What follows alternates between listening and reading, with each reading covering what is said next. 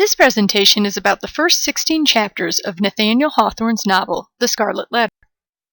Overview of The Scarlet Letter.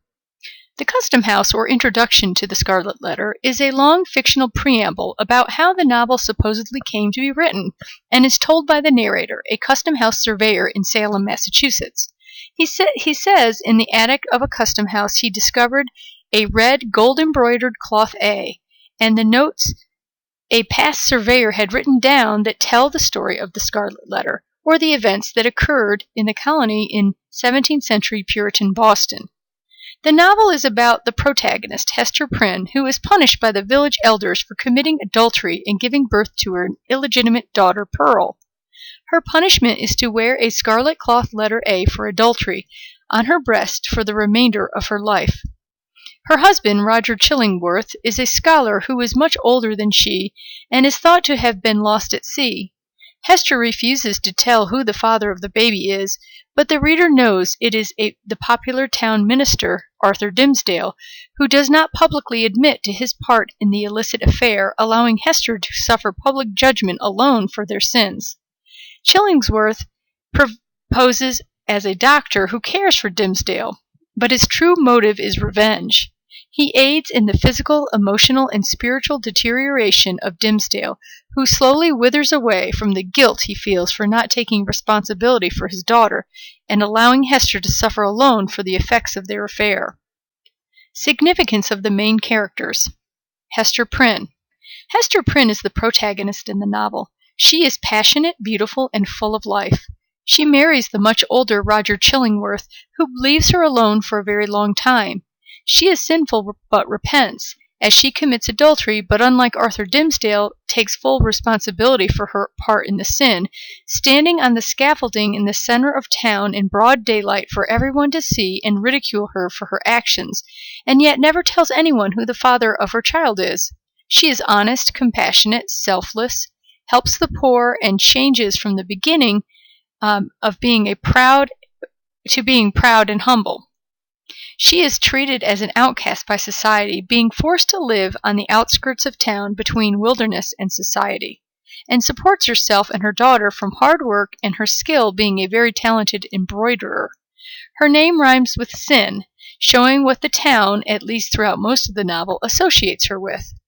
Hester's sin is one of passion, adultery. Pearl. Pearl is the daughter that is like a pearl in that she is beautiful and precious, but obtained at great expense. A pearl is created by an irritant or impurity in an oyster, like the impure choices her parents made and the irritations they must live with because of Pearl's birth. She is the living result of her mother and father's adulterous affair, and a constant reminder to Hester, who lives alone and is accompanied by her at all times, of the sin she has committed. She is wild and free and one with nature. She seems to be of a different world until her father finally makes public acknowledgement that he is her father, at which point she becomes part of society around her and seems less like of another world. Arthur Dimmesdale. Arthur Dimmesdale is weak, sickly, cowardly, and guilty. He fears telling the truth by taking responsibility publicly for his actions. As a result, he makes Hester suffer sole responsibility for their joint actions, at least publicly, and he leaves his daughter without a father. Ironically, he is admired by society as a talented and honorable preacher, which contributes to his inner guilt. He whips himself for penance at night, but only in the privacy of his own room, and he stands on the scaffold with Hester and Pearl, but only at night when no one can see them. He develops a habit of holding his hand over his heart, and eventually he ends up with an A carved into the spot. His guilt eats away at him, making his physical, emotional, and psychological health deteriorate until he ends up dying prematurely at the end of the novel, ironically before he can escape to England to live openly with Hester and his daughter Pearl. He confesses to his part in the affair only moments before his death. His name sounds like Dim, which is appropriate since he hides the truth in the shadows of public view. Arthur Dimmesdale's greatest sin is the sin of hypocrisy. Roger Chillingworth. Roger Chillingworth is Hester's husband, though he does not let anyone know, and he spends the rest of his life finding out about Hester's infidelity, seeking revenge on Dimmesdale for having the affair with his wife.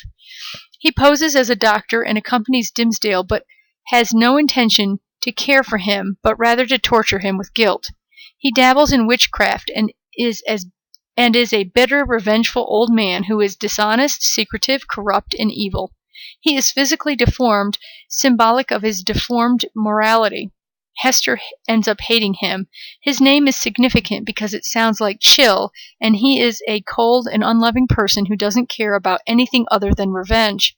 Roger Chillingworth's greatest sin is the sin of revenge and the inability to forgive. Significant literary terms. Setting. The setting is in Puritan Boston during the 17th century. Conflict. There are external conflicts between Chillingworth and Dimmesdale, Hester and Chillingworth, Hester and Pearl, and Hester and the rest of society. There is an internal conflict for Dimmesdale, who is tortured with guilt for his sins, and for Hester, who would like to run away with Dimmesdale and who feels she must pay the moral price for the sin she has committed. Climax. The climax occurs when Hester and Dimmesdale are in the woods, and she throws off her letter A, and they decide to run away together to England to live openly as a family. Imagery. There is a lot of imagery of lightness and darkness, where light demonstrates honesty and responsibility for one's actions, and darkness represents evil, secrecy, and sin. Chillingworth and Dimmesdale are called black men by Pearl at different parts in the novel. At the end, when Hester and Arthur Dimmesdale are together in the forest is said to be speckled with light, as if their reunion is the coming together of darkness and light.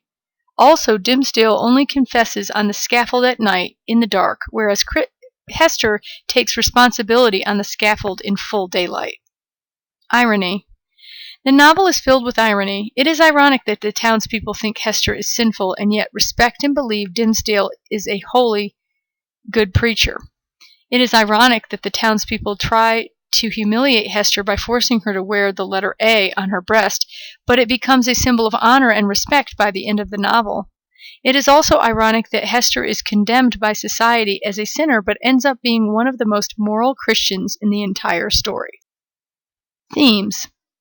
Some of the themes in the novel are the power of guilt and sin, the corruption of society, and the goodness of nature, the destructive nature of hypocrisy, the nature of evil, trusting one's intuition over what society dictates, validity of love, even forbidden love, being true to oneself, compassion for others, and the importance of forgiveness. The letter A. The symbolism of the letter A changes depending upon the person viewing it. At different times, it stands for adultery, angel, Abel, and sin in general. It is seen in red on Hester's breast in the sky with the meteor, made of seaweed or burrs by Pearl, who doesn't understand what sin really is as an innocent child, carved into Dimmesdale's chest, as well as engraved on the gravestone of Arthur Dimmesdale and Hester Prynne. Pearl. Pearl is the price that Hester pays for her sin of passion. As the pearl in the Bible that comes at great price, Pearl is a precious gift, but comes at great price to Hester, who is ridiculed and made into an outcast by society because of her illegitimate birth. Arthur Dimmesdale grasping at his heart. This is the symbol of Dimmesdale's deep and torturous guilt for not publicly confessing his part in Hester's pregnancy. The scaffold. There are 3 scaffold scenes in the novel, each representing the public judgment of sin. The first is in broad daylight, and Hester is publicly scorned for her sin. The second is at night, so Dimmesdale's confession is not seen publicly, but the meteor in the shape of an A shows that God knows of his sin.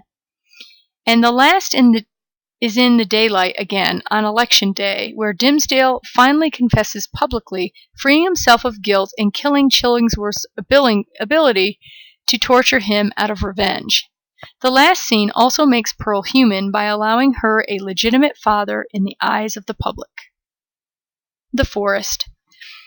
The forest is a symbol of nature and a place free of the rules and judgments of society. Where the townspeople see the forest as a place of evil and temptation, it is also a place where Arthur Dimmesdale, Hester Prynne, and Pearl are free to be a family, and they do not have to suffer from guilt and judgment from the townspeople and the rest of society.